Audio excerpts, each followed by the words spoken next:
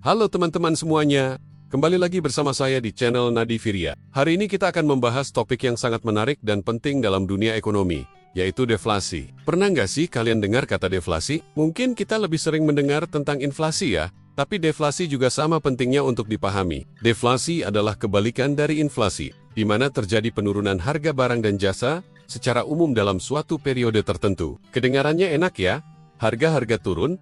Tapi tunggu dulu, deflasi tidak selalu menjadi hal yang baik untuk perekonomian. Mari kita bahas lebih dalam, bagaimana kita bisa tahu kalau sedang terjadi deflasi. Nah, deflasi bisa diukur melalui Indeks Harga Konsumen atau IHK. Ketika IHK menunjukkan angka negatif selama beberapa periode berturut-turut, itulah yang disebut deflasi. Sekarang, apa sih yang menyebabkan deflasi? Ada beberapa faktor utama. Pertama, penurunan permintaan agregat. Ini terjadi ketika masyarakat mengurangi konsumsi dan lebih memilih menahan uangnya. Kedua, peningkatan produktivitas yang signifikan yang membuat biaya produksi menurun. Ketiga, kebijakan moneter yang terlalu ketat.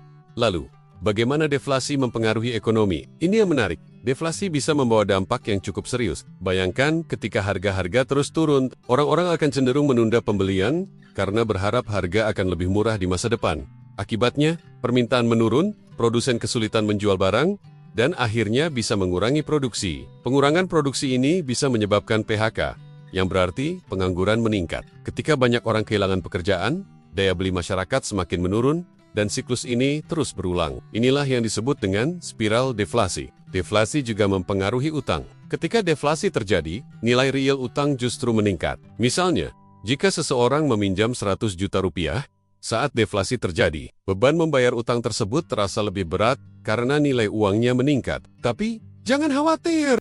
Ada cara-cara untuk mengatasi deflasi. Pemerintah dan bank sentral biasanya akan mengambil kebijakan ekspansif, seperti menurunkan suku bunga, meningkatkan pengeluaran pemerintah, atau mencetak uang untuk meningkatkan peredaran uang di masyarakat. Contoh deflasi yang paling terkenal adalah Great Depression di Amerika Serikat pada tahun 1930-an.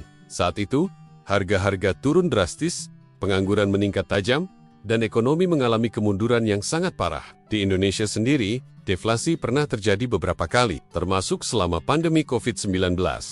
Meskipun deflasi terdengar menguntungkan karena harga-harga turun, tapi dampak jangka panjangnya bisa sangat merugikan perekonomian. Jadi, apa yang bisa kita pelajari? Stabilitas ekonomi itu penting, baik inflasi maupun deflasi yang berlebihan, sama-sama tidak baik. Yang dibutuhkan adalah keseimbangan yang tepat untuk mendorong pertumbuhan ekonomi yang sehat. Sebagai masyarakat, kita juga perlu bijak dalam mengelola keuangan. Jangan terlalu panik saat terjadi deflasi atau inflasi. Yang penting adalah tetap produktif dan mengatur pengeluaran dengan baik. Nah, itu dia penjelasan tentang deflasi dan pengaruhnya terhadap ekonomi. Semoga video ini membantu kalian memahami konsep ekonomi yang penting ini. Jangan lupa like, comment, dan subscribe ya. Sampai jumpa di video berikutnya dengan pembahasan ekonomi lainnya yang tidak kalah menarik. Terima kasih sudah menonton sampai akhir. Jangan lupa aktif di kolom komentar untuk diskusi lebih lanjut. See you in the next video.